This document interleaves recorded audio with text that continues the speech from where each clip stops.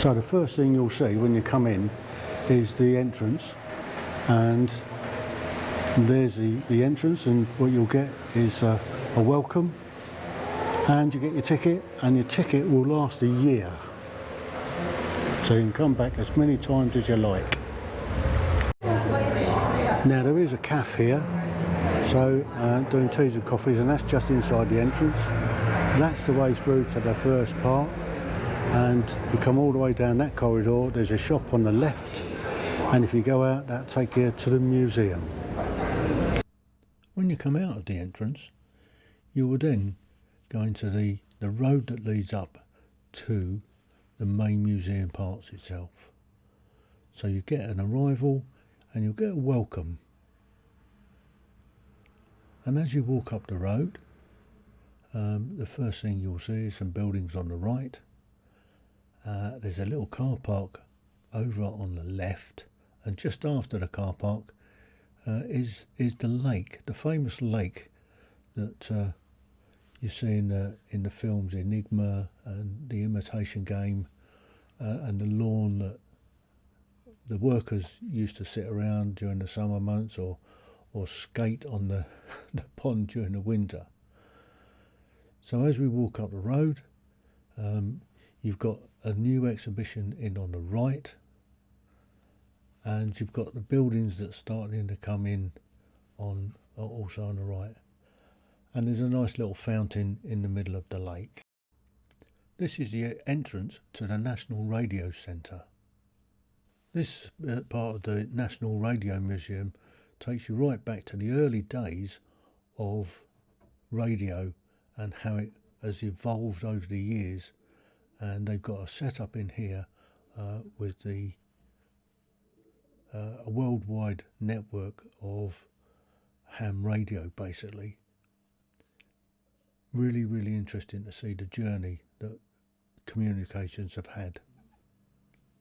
This is looking into one of the rooms in Hut 3.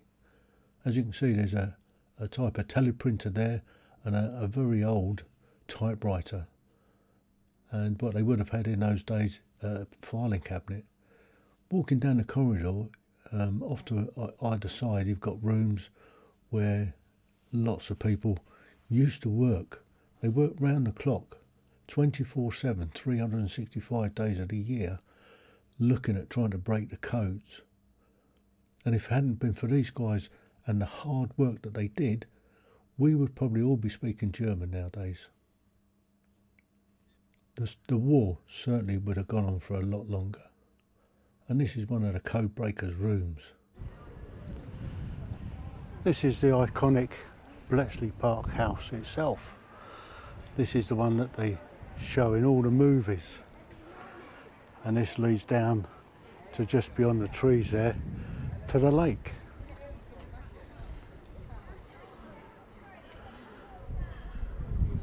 Apart from the house, all the trees and everything are grown up since the war. What you can see here is the original gate into the entrance to Bletchley Park itself. This is, during the war, the main entrance into the camp. This road leads up from the railway station, and it's the one that you can see in the films. This is a replica of the bomb machines that used to be used to find the settings for the Enigma machines. So that concludes my visit today. I managed to pop round most of the exhibits. We've only had a few hours, so I've just given you a small flavour, a small taste of what's here. So I would urge you to come. If it wasn't for Bletchley Park and the 10,000 or so people that worked here during the Second World War, we would all be speaking German. The war probably would have been still carrying on, because the work that they did here shortened the war by decades. That I'm convinced. So until next time, TTFN, ta-ta for now.